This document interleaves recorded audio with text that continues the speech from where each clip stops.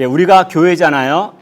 교회는 사람들의 모임인데 복음을 믿는 사람들의 모임이죠. 그런데 우리가 살고 있는 현실은 복음을 믿는 사람들의 모임 플러스 가능성 있는 사람들의 모임도 됩니다.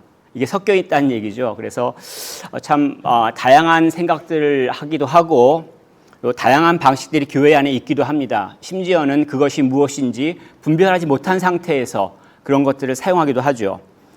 문제는 이제 그러한 다양함들을 합쳐서 선을 이루는 일들이 필요합니다. 만약 그 일들을 이뤄내지 못한다면, 합력해서 선을 이루지 못한다면 당연히 다툼이 있겠죠. 그래서 선한 것들을 어떻게 하면 장려하고 권면하고 또 나쁜 일들은 아예 끊어서 없애는가, 이것들이 교회의 숙제이기도 합니다. 이제 이것을 어떻게 할 것이 아느냐라는 문제가 있는데, 오늘 본문을 또 같이 묵상하는 가운데서 또 우리가 또 깨닫고 또 순종하는 가운데 하나님의 은혜를 함께 나눴으면 좋겠습니다.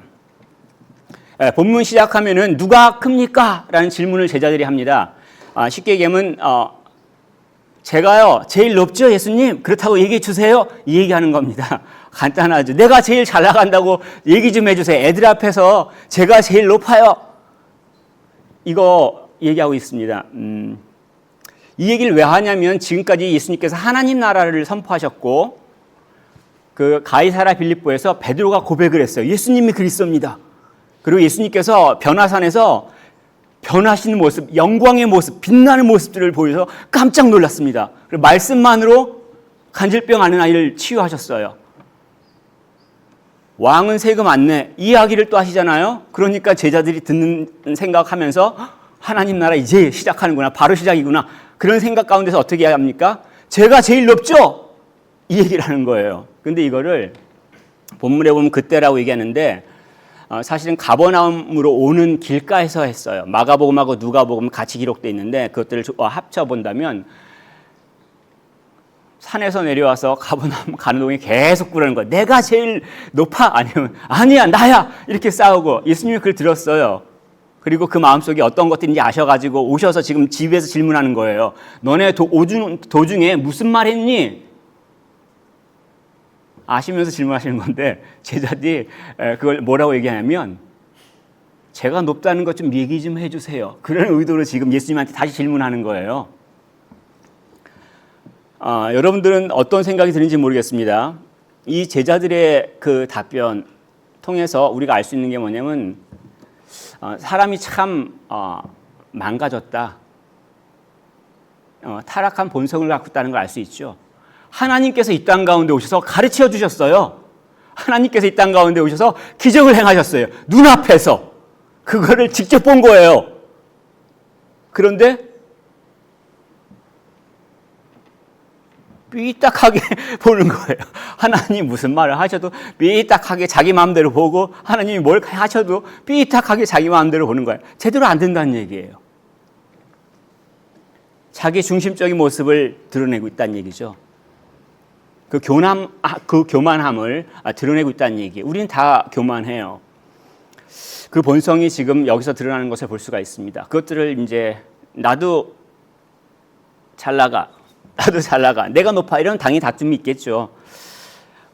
이런 다툼을 우리는 어디에서 많이 보겠습니까?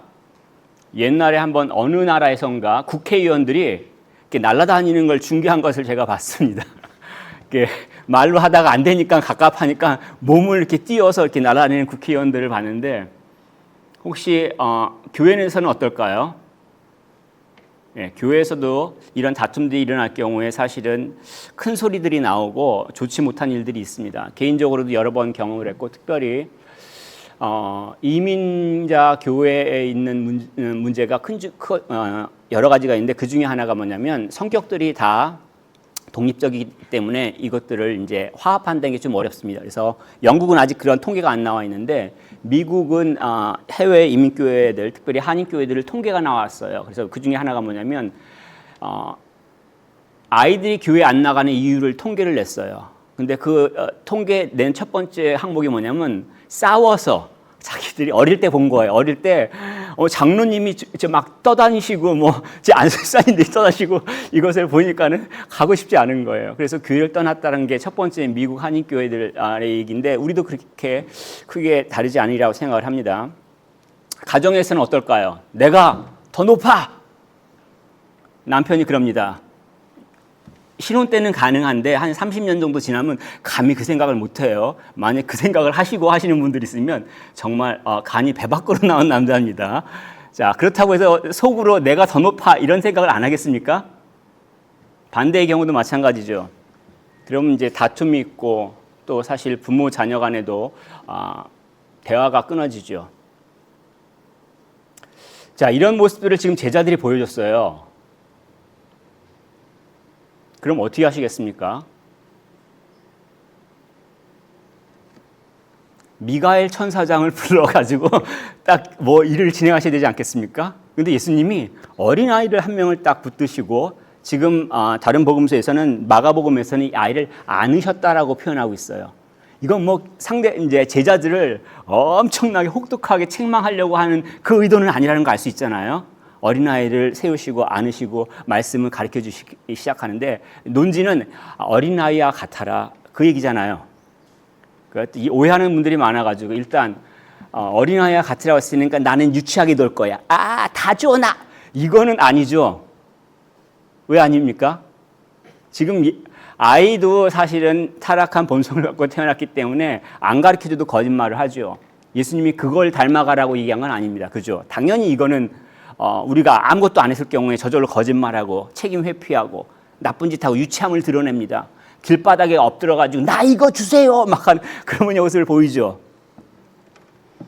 근데 여기서 어린아이와 같다라고 얘기하는 것들은 뭐냐면 4절에 보면 겸손한 자가 되라라고 하는 얘기죠. 당시 문화권에서 여자하고 아이들은 사람의 숫자로 셀 때 안 셌어요.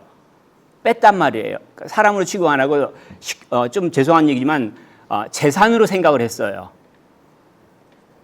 그러니 당연히 그 당시에 가부장적 사회에서 어른이 얘기를 하면 아이는 당연히 듣죠. 간혹 얘기 드렸나요? 저희 집안 어릴 때만 해도 저희 아버지가 한마디 하면 다음에는 아무 소리가 안 들려요. 저희 아버지가 한마디 이거 해라 그러면 아무 소리가 안 들리고 다 그거 할 수밖에 없었거든요. 무슨 얘기냐면 당시 그 문화를 사용해서 예수님께서 말씀하시는 게 뭐냐면 겸손하라. 주님을 의지하라. 이야기를 가르쳐주고 있는 거죠. 그리고 이것이 주님을 의지하고 순복하는 것이 단지 내 태도에만 관련된 게 아니라 이게 천국에 들어가고 들어가지 않는 문제를 결정하기도 해요. 3절에 보면 너희가 돌이켜 어린아이들과 같이 되지 아니하면 결단코 천국에 들어가지 못하리라. 예수님을 믿는다는 거 바로 이거예요. 예수님을 의지한다는 것 바로 이거예요. 예수님 말씀을 내가 따른다는 얘기예요. 순종한다는 얘기입니다. 우리가 예수님을 그리스도라 얘기하고 주님이라고 얘기하잖아요. 그 주님은 어떻게 행동하셨냐면 하나님의 뜻에 순종해서 이 땅 가운데 사람으로 오셨어요. 배신을 당하고 십자가라고 하는 죽음의 가장 극렬한 죽음의 틀을 통해서 죽으셨죠. 그 순종을 죽기까지 하셨다는 얘기예요. 그럴 때 하나님께서 예수님을 높이 들으셔서 영광 가운데 세우셔서 우리 빌립보서 2장 보면은 그 주님을 찬양하잖아요. 모든 만물이 그 주님 앞에 무릎 꿇는다는 것들. 그렇기 때문에 사실은 우리가 약한 사람들, 어린아이를 대할 때 또 어떠한 태도를 취하냐면 존중하는 태도를 취하고 환영하는 태도를 취합니다. 무슨 얘기냐면은 5절에 어린아이 하나를 영접하면 예수님을 영접했다라고 말씀하셨는데 이거는 그 사람의 힘이 기준이 아니라는 얘기죠. 지위가 기준이 아니라는 얘기예요. 세상에서는 힘이 센 거, 돈이 많은 게 기준이죠. 동일한 사람이 어떤 사람 앞에서는 예 이런 모습 본 적 있으시나요? 그런데 동일한 사람이 자기보다 돈이 없거나 지위가 낮은 사람 앞에서 굉장히 잔인한 모습을 보여주는 모습 보신 적 있나요? 사람의 모습 가운데서 만약 그 기준이 예수님이 아니라면 우리는 나보다 약한 사람 앞에서는 굉장히 강한 체할 것이고 나보다 힘센 사람 앞에서는 굉장히 비굴한 모습을 취합니다. 그런데 성경에서 가르쳐주고 있는 바는 우리는 사람은 하나님의 형상으로 지음을 받았다는 얘기예요. 그리고 누구든지 하나님의 뜻을 행하는 자들은 예수님의 형제 자매라는 얘기예요. 왕자, 공주예요. 더 이상 높은 신분이 없다는 얘기입니다. 그래서 우리 모습 가운데 하나님의 형상이 나타날 때 그렇게 멋일 수가 없어요. 키가 작거나 얼굴이 못생겼거나 그런다 할지라도 그 모습 가운데 하나님 형상이 드러날 때 주변 사람들이 놀래요. 그래서 제가 결혼했습니다. 여러분들은 어떤지 모르겠습니다. 우리 모습 가운데서 무엇 때문에 상대방을 바라보고 그 모습 가운데 무엇을 발견하는지. 만약 이것들을 하나님의 형상이라는 것, 주님의 형제자매라는 것들을 보지 않는다면 우리는 쉽게 말로써 또 행동으로서 상처를 줄 수가 있습니다. 6절에서 10절까지 보면은 남을 실족하는 일에서 예수님께서 경고를 하시죠. 실족한다는 건 말 그대로 스탬블한다는 건 걸려 넘어지는 거잖아요. 교회에 믿음 생활하러 왔어요. 근데 교회에서 누가 말을 거칠게 해요. 교회에 믿음 생활하러 왔는데 누가 교회에서 행동을 정말 거칠게 해요. 너무 상처받는 거예요. 내가 이러려고 교회 왔나? 막 그런 생각들을 가질 수가 있잖아요. 그럼 어떻게 합니까? 실족하는 거죠. 근데 그 실족하는 사람 사실은 믿음이 약하다고 볼 수가 있는데 그 실족하는 사람이 발생하면 예수님께서 뭐라고 말씀하시냐면 죽는 게 낫다라고 얘기를 하죠. 연자맷돌을 메고 죽는 게 낫다라고 했는데 연자맷돌이 혹시 보신 적 있는지 모르겠습니다. 이렇게 우리나라에서 여자들이 이렇게 콩 집어넣고 가는 그건 손맷돌. 이거 손맷돌이 혼자 돌리는 거. 연자맷돌은 엄청 커가지고 나귀 정도가 돼야지 이렇게 돌릴 수 있어요. 그래서 삼손이 포로로 잡혔을 때 돌렸던 게 이 연자맷돌이에요. 그 힘으로. 자, 생각해 보세요. 수영 못 하시는 분들 연자맷돌을 목에다 메고 바다에 풍덩 빠지십니다. 자, 바로 그냥 끝이에요. 그죠? 근데 그게 낫다고 얘기하시는 게 있습니다. 그리고 또 팔을 자르는 게 낫다고 합니다. 눈을 빼는 게 낫다고 합니다. 우리 천국 가면은 다 뭐 없는 사람들끼리 모였을 것 같아요? 아니죠. 예수님은 우리가 이렇게 이거 없는 거 원치 않으세요. 근데 뭘 말씀하시냐면 약한 사람들을 우리 말로서 실족하게 하는 것, 우리 행동으로서 실족하는 게 정말 안 좋다는 것들을 가르쳐 주시는 거예요. 하나님은 한 영혼 한 영혼을 돌보세요. 한 영혼 한 영혼을 굉장히 사랑스럽게 생각하십니다. 10절에 그들의 천사라는 표현이 나왔는데 여러 가지 이슈들이 있습니다. 그렇지만 성경에서는 이 천사라는 존재를 설명하고 있고 또 나라를 지키는 천사, 또 교회를 지키는 천사, 계시록에 보면 또 개인을 지키는 사도행전에 보면 베드로를 지키는 천사들이 있습니다. 눈에나 보이지 않겠죠, 당연히. 그럼에도 불구하고 언급을 하고 있고 또 이 천사가 뭐냐면 우리가 경배를 드리거나 두려워하는 그런 무서운 존재가 아니라 믿는 자들을 서브하는 존재로서 보내주셨어요. 그래서 히브리서 1장 14절에 보면 모든 천사들은 섬기는 영으로서 구원받을 상속자를 위하여 섬기라고 보내심이 아니냐라고 얘기를 하죠. 무슨 얘기냐면 하나님께서는 한 명 한 명이 아무리 작고 별거 아닌 것 같이 보여도 천사까지 보내면서 계속 돌보시는 분이에요. 근데 그 약한, 작다고, 나보다 힘이 작다고 내가 마음대로 해버리면 그 하나님을 대적하는 행위가 되는 거죠. 반대로 소심한 분들은 교회에서 상처받을 수 있습니다. 별말 안 했는데 혼자 상처받아요. 안녕하세요. 그러면 내가 안녕 못한지 어떻게 알았지? 그러시는 분들이 있으면 안 되잖아요. 마음이 아플 수도 있고 또 작을 수도 있어. 그렇게 오해할 수도 있어요. 그런데 그런 것들을 절대 묶여있지 않았으면 좋겠습니다. 하나님이 얼마만큼 사랑하시고 하나님이 얼마만큼 돌보시는지 우리가 기억하고 거기에 우리의 마음을 두었으면 좋겠어요. 제자들이 지금 누가 큰가 서로 다투고 있습니다.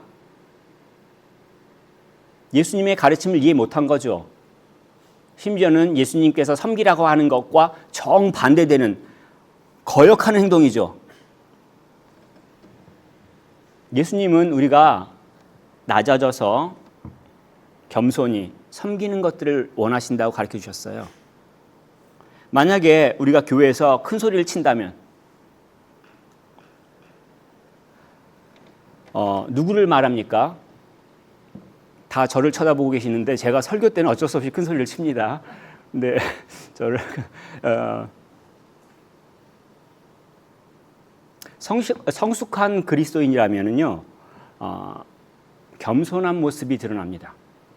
성숙한 그리스도인이라면 예수님을 의지하는 모습이 드러나요. 이해가 안 되는 상황인데도 평안해요. 이해가 안 되는 상황인데도 상대방을 섬길 수 있어요. 내가 제일 잘났어 이게 아니라 주님을 의지하기 때문에 그래요. 이 자연스러운 모습이란 얘기입니다. 근데 이 모습이 우리 모두 가운데 드러나기를 축복합니다. 근데 현실은 좀 더디 드러나시는 분들이 계세요. 그럼 어떻게 할까요?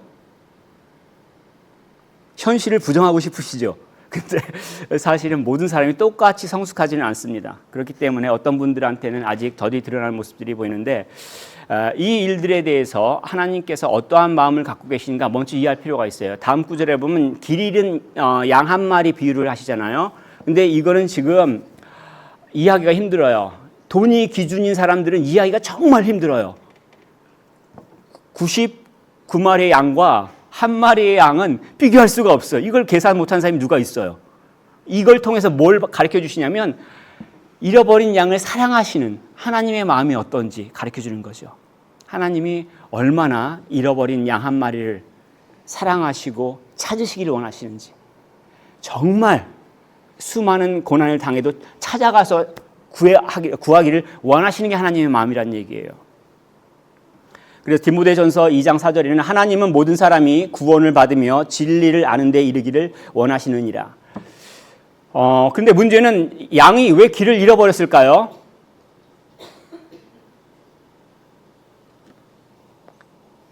내비게이션이 없어서 잃어버린다고 얘기하시면 안 되고요.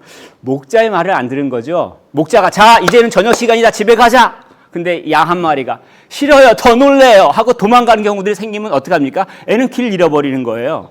쉽게 얘기해서 하나님 말씀을 안 듣고 불순종하는 사람들을 말합니다. 그 결과 어떻게 되겠어요? 불순종한 결과 고통을 받는다는 얘기예요. 굳이 산꼭대기 가가지고 고통을 가시에 찔리는 게 아니라 내가 일상을 살아가는 가운데서도 내가 불순종했기 때문에 그 결과로서 내가 무력하고 능력이 없고 자괴감이 드는 것들을 경험하게 된다는 얘기예요. 자, 그럼 어떨까요? 근데 하나님의 마음은 작은 자라 할지라도 죄를 지었다 할지라도 찾아서 구하고 싶은 게 하나님 마음입니다. 우리 같이 읽었으면 좋겠습니다. 15절 말씀입니다. 주보에서 내 형제가 죄를 범하거든 가서 너와 그 사람과만 상대하여 권고하라. 만일 들으면 내가 내 형제를 얻는 것이요. 지금 죄를 지은 형제를 어떻게 할 것이냐는 문제에서 권고하라고 얘기하시잖아요. 찾아가서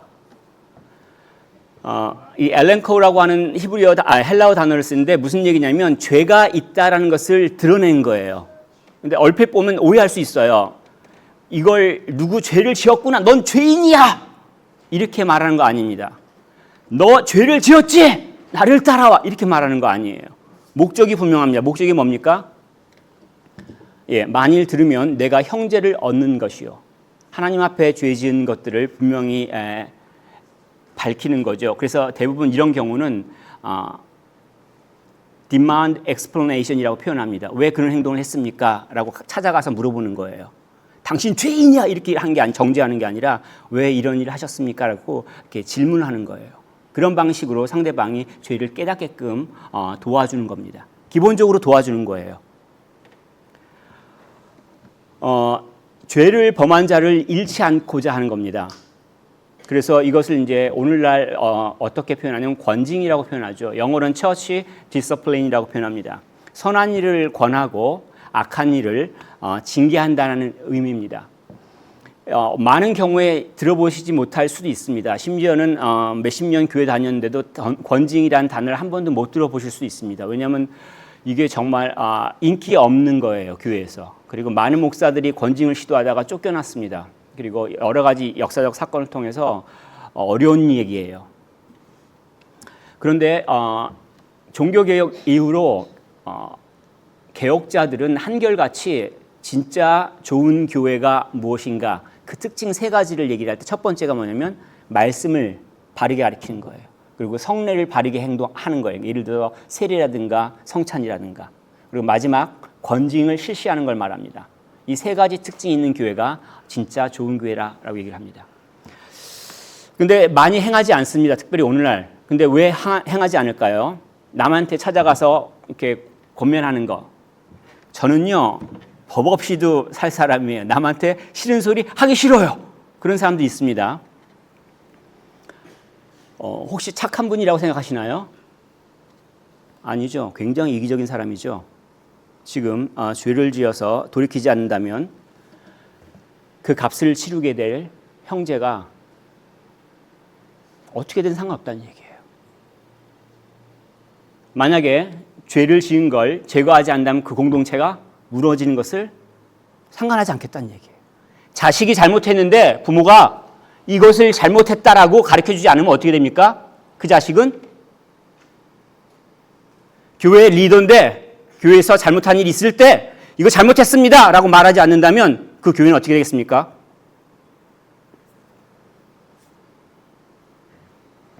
물론 시간이 해결된다고 생각하는 사람들도 있습니다. 뭐 잘 될 거야.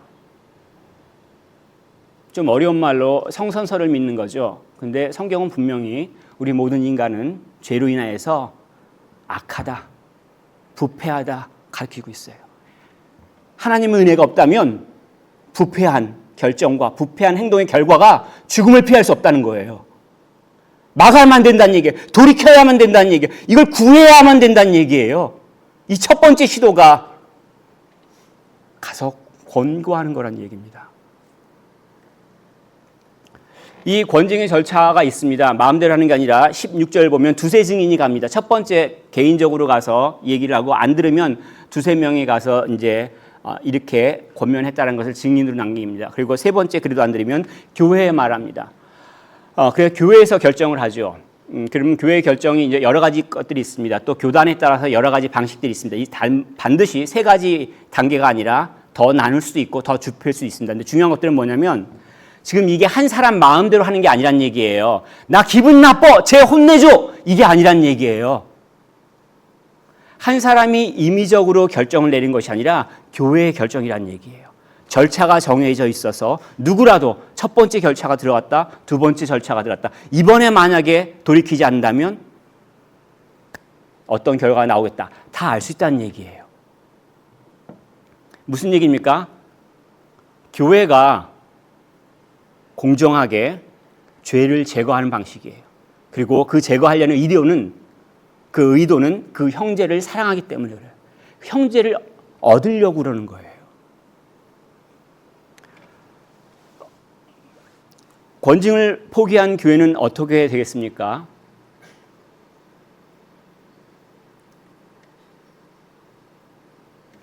우리나라에서 죄를 저질렀어요. 불법을 저질렀어요. 근데 법원에서 잘못했다 판결을 내리지 못해요. 그러면 우리나라는 어떻게 되겠습니까? 어려운 질문인가 본데요. 질서가 무너져요. 혼동이 와요. 그러면 누가 고통을 받습니까? 제일 약한 사람부터 고통을 받아요. 18절에는 교회에게 권한을 주셨다는 걸 가르쳐 주시죠. 이전에 베드로에게 예수님께서 주셨다고 얘기도 하는데 이건 교회의 권한이에요. 권징을 말합니다. 너 잘못했다, 너 잘했다 이런 것을 결정한 유대인식 표현입니다. 그리고 이러한 것들을 할 때 기도가 반드시 필요합니다. 19절에 두세 사람이 합심으로 기도하는 것, 이것을 얘기할 때 우리는 함께 기도하는 것을 말합니다. 맞습니다. 그런데 이것들 문맥을 지금 생각한다면 권징 가운데서 기도가 필요한 거예요. 권징을 내가 옳다고 해서 정의롭다고 해서 막 진행할 수 없는 거예요. 내가 기도하면서 교회 성도들과 함께 또 만약에 리더십이라면 리더십에서 합의를 해야 하는 것들이 필요하다는 얘기예요. 여기서 합심이라는 것들이 어디 단어가 나오냐면 이게 심포지움이라는 단어가 여기서 나와요. 서로 어그리하고 조화를 이루는 것을 말합니다. 교회를 세우기 위해서는 우리가 주님의 말씀에 순종할 필요가 있고 마음을 합할 필요가 있어요. 그리고 진리를, 정의를 세우려는 마음과 또 사랑하는 마음을 같이 갖고 가야 됩니다. 그럴 때 20절에 말씀하신 것처럼 두세 사람이 내 이름으로 모인 곳에 나도 그들 중에 있느니라. 주님이 함께 하신다는 걸 경험할 수가 있습니다. 권징은 죄를 지은 형제조차도 구하려고 하는 시도입니다. 사랑과 또 정의가 교회 가운데 서지기를 원하는 시도입니다. 그래서 이것을 전통적으로는 순결한 신부와 같이 되기 위한 수단이라고 표현합니다. 이것을 행하려면은 먼저 하나님 말씀 알아야 되겠죠. 그리고 용기가 필요하고 또 겸손함과 지혜가 필요합니다.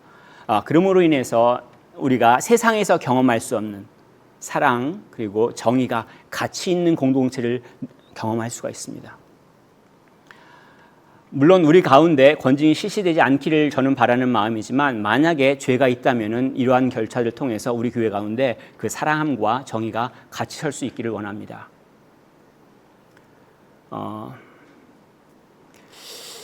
이것들이 권징을 했으면 그 결과가 어떻게 되겠습니까?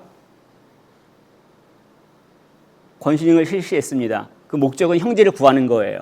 그럼 어떻게 합니까? 그 형제를 잘못한 형제를 용서하는 게 필요해요. 그래서 마지막 21절부터 35절에 용서에 대해서 말하고 있습니다. 누가복음에서는 이렇게 말씀하고 있습니다. 만일 내 형제가 죄를 범하거든 경고하고 회개하거든 용서하라. 권면하라는 얘기예요. 죄를 지었으면 가서. 그리고 회개하면 형제로서 안아주라는 얘기예요. 무슨 잘못 너 했니? 이런 생각 하지도 말라는 얘기예요. 깨끗하게 잊으시라는 얘기예요. 무슨 잘못을 했는지 간에. 똑같이 여기라는 얘기예요. 그래서 그 잘못을 사실은 베드로가 지금 여기 한 7번 용서하면 됩니까? 라고 질문했는데 이거 베드로 딴에는 이건 큰 맘 쓴 겁니다. 왜냐하면 외경에 보면은 용서를 2번 하라고 나와 있어요. 그리고 구약성경 아모스 같은 데 보면 1~2번 정도 표현되어 있습니다. 물론 본문을 잘 설명해야 되긴 하는데 자 외경에서는 2번, 구약성경에서는 1~2번. 근데 베드로가 예수님한테 제가 한 7번 정도 하면 잘 될까요? 이거 칭찬하라는 얘기잖아요. 저는 이렇게 마음 넓어요? 이렇게 얘기합니다. 근데 예수님께서 어려운 말씀하셨죠. 7번을 70번까지 해라. 자, 산수에 약하신 분들을 위해서 제가 대신 계산했습니다. 몇 번이냐면요. 490번이에요. 그죠? 이건 곱하기 한 거고요. 더하기 한 경우에는요. 77번이에요. 그러니까 라멕의 저주가 있습니다. 그때 창세기에 77배의 배를 저주를 더한다는 표현이 있습니다. 그래서 이것도 많이 히브리권에 씁니다. 그래서 학자들은 많은 사람이 490번, 많은 사람들이 77번 이렇게 얘기합니다. 뭐 그걸 중요한 게 아니에요. 자, 지금 몇 번 잘못했지, 몇 번 용서했지 한 다음에 딱 77번을 채우거나 490번을 채우면 다음부터는 용서 안 해. 혹시 그렇게 생각하시는 분이 있습니까? 그런 분은요. 바다의 보배와 같으신 분입니다. 말 뜻을 못 알아먹는 분이에요. 바보란 얘기죠. 이 말씀은 뭐냐면 용서하라는 얘기죠. 만약에 회개한다면 횟수와 상관이 없이 용서하라는 얘기예요. 왜냐하면 그 용서하는 게 우리 인격이 훌륭해서 용서하는 게 아니에요.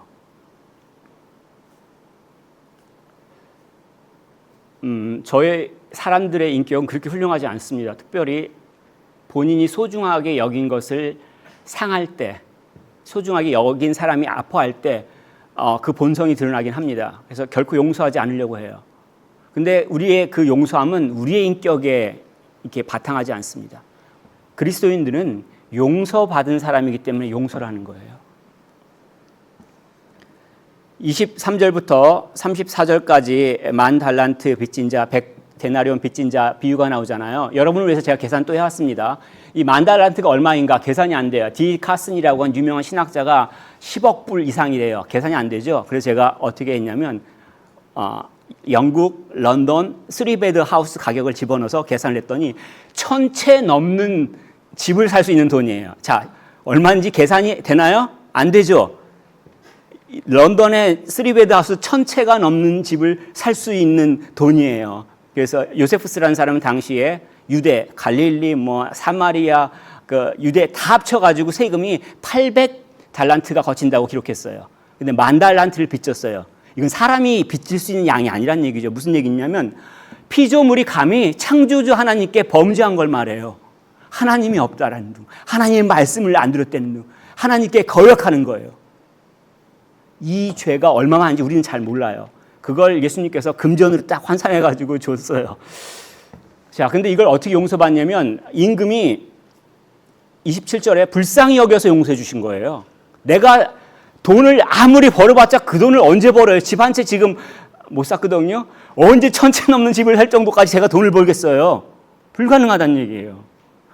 그런데 어떻게 용서해 주셨냐면 불쌍히 여기셔서 예수님께서 그 풍성하신 사랑에 자원하셔서 십자가에 죽으셔서 그 피로 용서를 받은 거죠. 자, 그럼 이 용서받은 사람이 그리스도인이잖아요, 기본적으로. 근데 나가서 100데나리온 자기한테 빌린 사람을 보니까 어떻게 합니까? 목 잡고 돈 내라 이러고 있습니다. 이야, 이 100데나리온이 3, 4개월치 월급이에요.